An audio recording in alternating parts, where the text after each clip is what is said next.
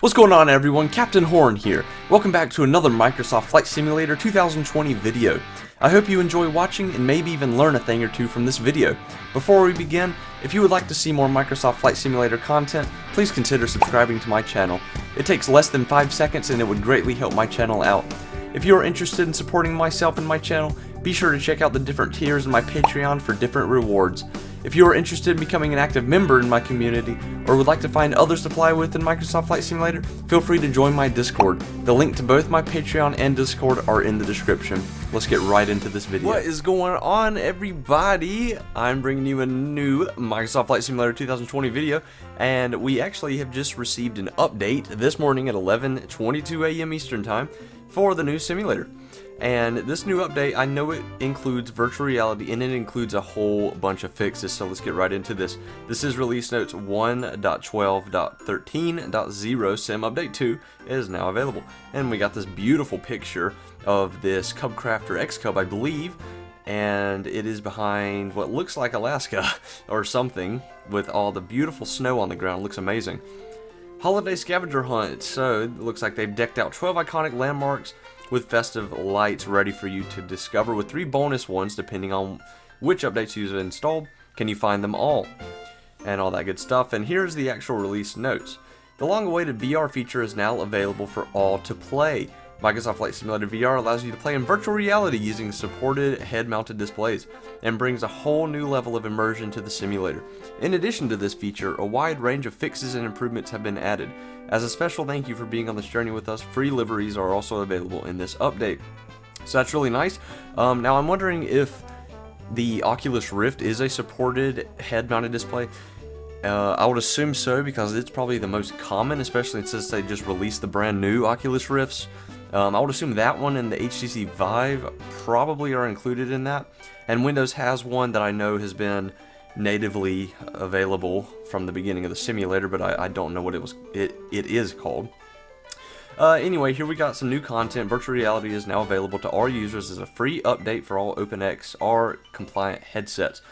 Visit the VR option menu in-game to enable the feature. So I'm definitely going to have to try that out later. Hint, hint, that's another video that will be released.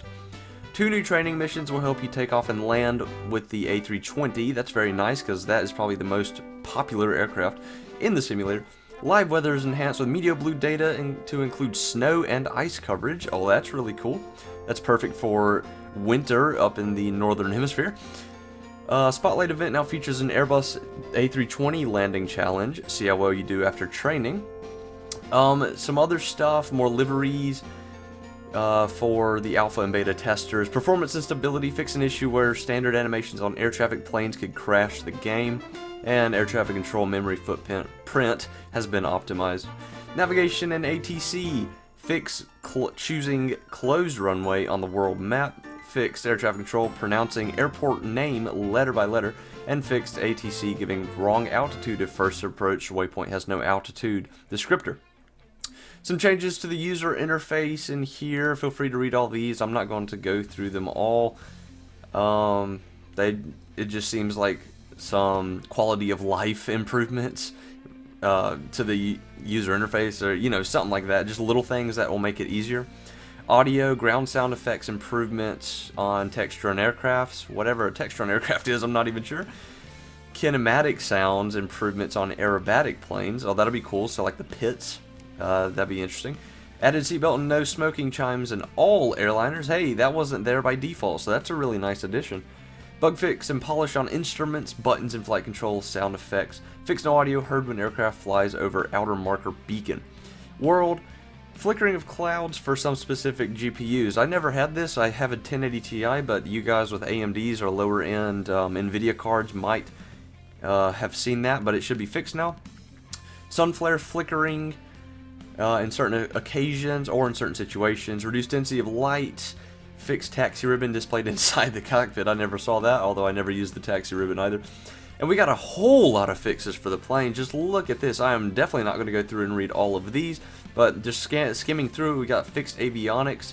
Several aircraft going back to departure airport when approach is activated on the G1000.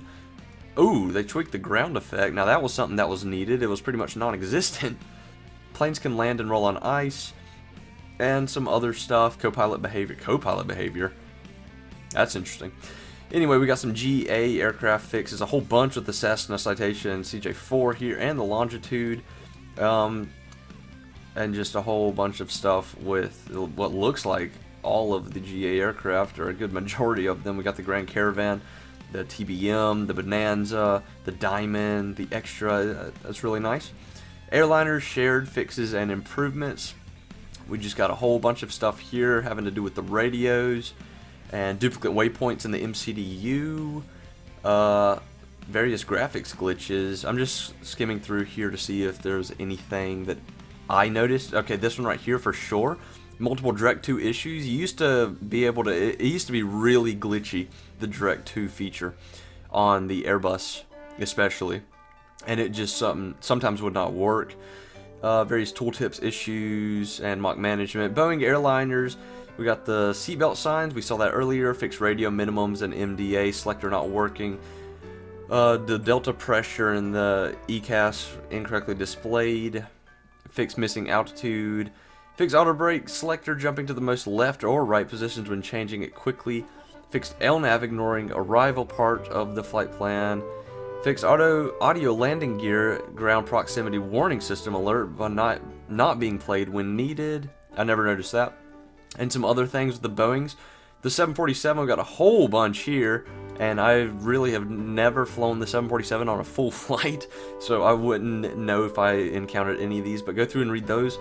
My lord, look at that with the 787 Dreamliner. I, again, have never really flown that one too much. I really should, because it's a really nice aircraft. But my lord, look at all these fixes for it. Same way with the A320neo. Now I'm assuming that all these fixes are included, or they carry over to the A320neo by the fly-by-wire guys who made that amazing, very close to study level Airbus A320. The one thing that I'm not seeing in here is V-Nav, which is something that we still don't have in Microsoft Flight Simulator. It's vertical navigation, and it'll essentially descend your aircraft and ascend your aircraft to meet certain altitude restrictions at certain waypoints, and it makes it very easy, and especially on VATSIM, because ATC might get a little upset if you are on Microsoft Flight Simulator and you miss an altitude restriction at a waypoint or something like that. And the only known issue so far is the aircraft can crash when landing on frozen water. But again, I've never encountered that, but it looks like it is a known issue, so try to avoid landing on frozen water. Alright guys, so that is the full changelog and release notes. This is again a very large update. I believe the last few weren't that big, but this one, my gosh, it seems like they've been working on this one for months now. And hopefully it's going to actually fix some things and not be like other updates and fix 10 things but introduce 100 more problems. But I am very confident in Microsoft rolling out this update. I do still fly an X-Plane 11 more here recently, and that's because the aircraft systems are a lot more realistic in my opinion. It does have V-Nav, the MCDUs and FMCs are more complete, and just a little stuff like that. Microsoft Flight Simulator still needs to improve on their aircraft systems and the aerodynamics. That's another thing that I really like about X-Plane. The aerodynamics are very good. And also with X-Plane, there's a lot more mods and airliners available for purchase, considering it's been out for 4 years now. But anyway, I really do have faith in Microsoft and Asobo that in the coming, maybe I'd say a year or two, that they will, in fact, I guess what I'm trying to say, within a year or a few years, maybe 2 or 3, then it will be up to X-Plane's level. And they really don't need to do anything else on the graphics, because the graphics are just absolutely astonishing. They just need to work on the aircraft systems and aerodynamics, in my opinion. And I think it'll be very good, and more people need to release more aircraft. Speaking of which, I am wondering when the 737 is going to come out, because when that comes out, I'm going to be flying that thing all the time. So guys, leave in the comments below if you would like to see some X-Plane 11 videos, because I can 100% get those out. I have flown X-Plane 11 for 4 years now since its release, and it's a very good simulator, and just let me know if you guys would like to see that. But anyway, that's going to do it for this video, guys. I'm not going to go in game for this one, because frankly, there's just way too much to check.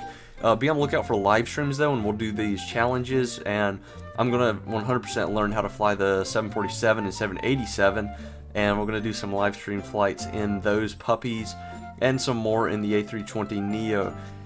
Just because I fly X-Plane does not mean I'm not going to fly Microsoft Flight Simulator. I will fly that whenever I want to be amazed by the graphics. But anyway guys, yes, this is going to do it for today's video. If you haven't already, join my Discord and check out my Patreon link in the description below.